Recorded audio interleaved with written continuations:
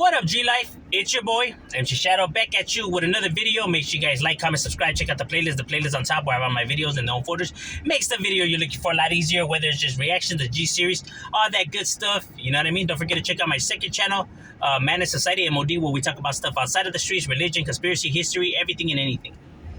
Now, don't forget to tap on the subscribe. The like is free. Bro, about 70% of my viewers ain't even subscribed, bro. Go ahead and tap on the subscribe, homie. It's free, dog. It don't cost anything. Be helping my channel get into the algorithm. I will highly appreciate it. You know, nobody turns down free stuff, bro. Join the G Life family, bro. Now, what I wanted to talk about today was I was asked about my thoughts on Proper Those, Frank V from Proper Those. What are my thoughts on him? Well, growing up, I was actually a Frank V fan. Proper Those, you know what I mean? For songs that, you know, for those who don't know, if you live under a rock and you don't know who Frank V and Proper Those is, they sing, you know, rolas like Mexican Power. I know people have at least had to hear Mexican Power, bro. West Side Story, Firme Ruca, you know, all kinds of rolas that they, you know, came out with. Ghetto Baseball, one of my favorite songs of all time because of the storytelling that there is in that song.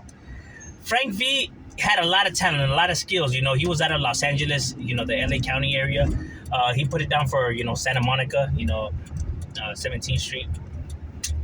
You know, so he was out of that area, you know, back in the days. One of the pioneers when it came to Chicano rap, you know what I mean? You know, they were in the fronts doing it, you know what I mean? You know, has, you know, several albums, you know what I mean? So, and a pretty good list of rolas, you know what I mean? Like I said, some of my favorite, you know, West Side Story, Hard Times, Ghetto Baseball, Mexican Power, both of them. You know, he's had a lot of good tracks. He had a really unique and chingon style to him at the time, you know what I mean? You know, remixing some of these, you know, beats, and it has that old school, you know, funky feel to it, kind of like an Eazy-E type vibe to it, you know, like the Boys in the Hood type of feel, you know, to the beats. So I was a big fan of his beats and overall his flowing, because he kept up with the beat.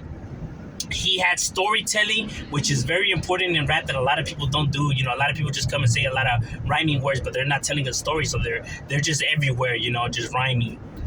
But this guy was actually telling it. A perfect example is called, you know, Ghetto Baseball is a perfect example of the storytelling that I'm talking about. How you're just able to tell a story from beginning to end of the song, you know what I mean? It's phenomenal. He had a lot of skills. He was ahead of his time, definitely, you know, especially with the keeping up with the beat, because stupid train. Because at the time, a lot of rappers, you know, Chicano rappers wouldn't keep up with the beat, bro. And if you can't keep up with the beat, bro, it's not music. Because you don't know what to bob your head to the beat or to the lyrics. You know what I mean? That's why it's got to go together, and that's what a lot of rappers at the time lacked.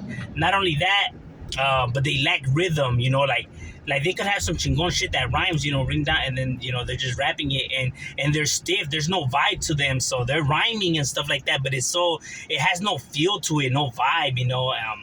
A lot of people didn't understand music back then, you know what I mean? They thought it was just rhyming and that's it. Like, no, anybody could rhyme. You gotta have rhythm and vibe and everything like that, you know what I mean? Storytelling, all of that's very important in the music, and he had all of that, you know what I mean? He knew how to make you groove and everything like that with his overall energy that he brought into the rola. He brought the right amount of energy to each and every one of his songs, despite, you know, whatever kind of song it is, you know, Love Jam, you know, just a cruising rola or whatever, you know?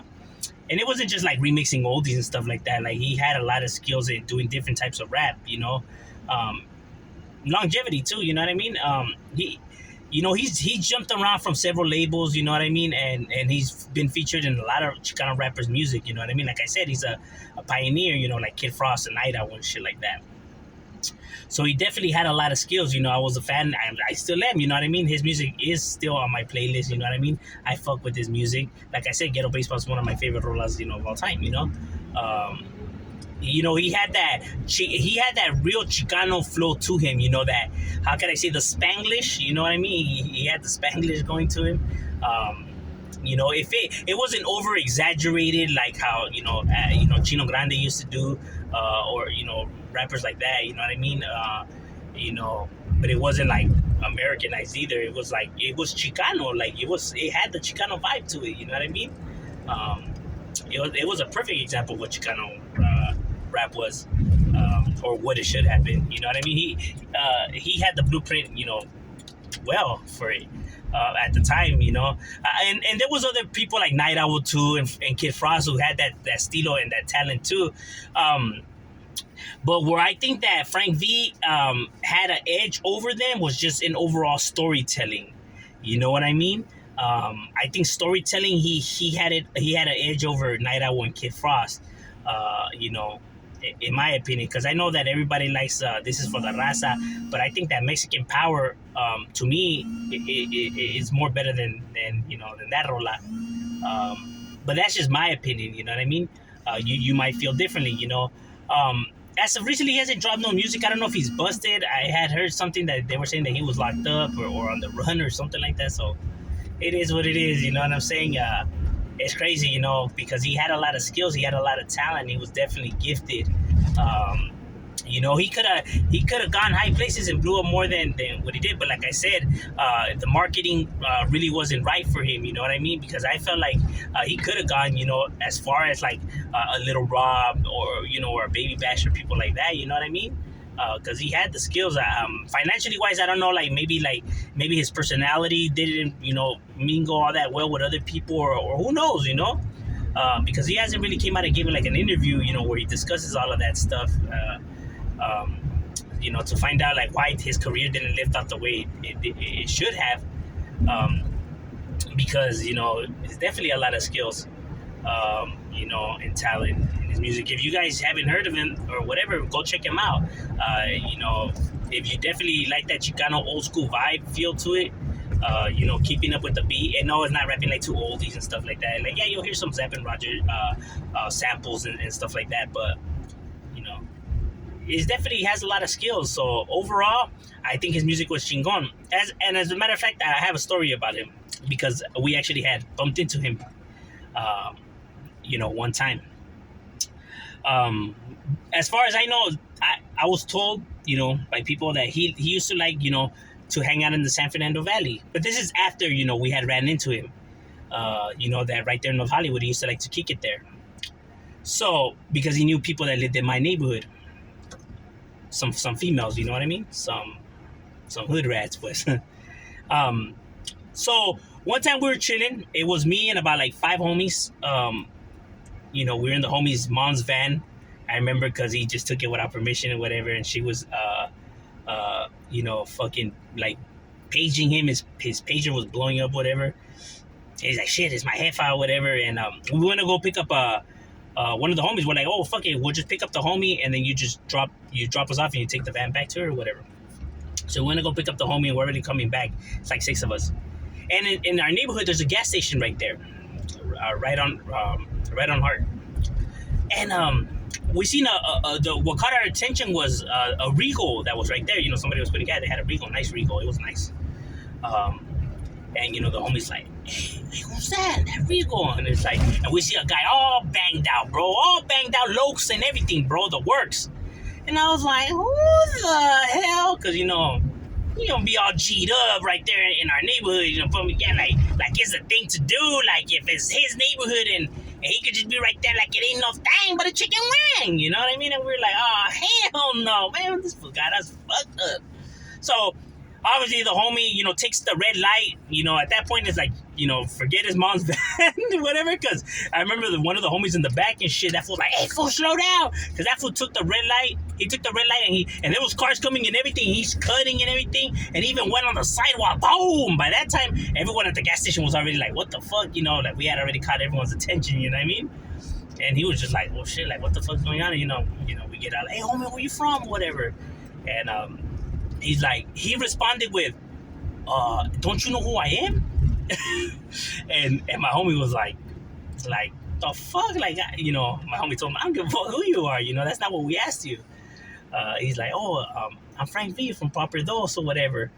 And then the homie was like, oh, the other homie was like, oh shit, Lavi, I fuck with your music. The fool took off his looks and everything that we could get a good look or whatever. I was like, orale, and then we're like, oh shit, what you doing right here? Oh, I know some females that kick it right here. Orale. He popped the trunk open and he gave us some CDs. You know what I mean? He shot us 2 CDs. You know what I mean? I already had one of them, so I shot it to the homie, whatever. Um, but we were like, orale, that's cool, whatever. He's like, oh yeah, I put it down for Santa Monica, and we'll do, oh, all right, feed me, We just like, we didn't recognize you, you know what I mean? All tumbado right here. And, and it was cool, he went his way, we went our way, you know what I'm saying? You know, that was it, the homie was pretty chill. He was pretty cool, you know what I mean? He didn't look like all scared or whatever. I mean, he looked like, concerned or whatever, but not like, he's, like shaking in his boots or nothing like that. Nah. More like, oh shit, it's about to crack, because he could have just took off or whatever, you know what I mean? Um, so yeah, that's an interesting story right there, you know what I mean?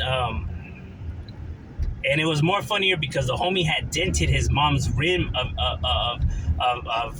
of the van, and we didn't notice because we went back to the hood or whatever, and the homies were blazing it before he went to take the van back to his mom's or whatever, and the tire was flat, and he was like, man, what the fuck? And the homie had put some air in it, and then it started leaking out again, and it was because he dented the rim when he took the side of the one thing. He's like, damn man, I'm gonna have to get my mom a new rim, whatever. Like, well, nobody took the damn fucking red light and take the damn sidewalk and shit like that. Oh, that's all you. Yeah, but that shit was funny. He ended up coming up on another tire, so it didn't even matter. That was the way back then. Stay in school, seriously. But yeah, that's a fun fact right there of Frank V right there. Nice little story. But yeah, what did you guys think about his music? Did you guys used to bump his music, hear it?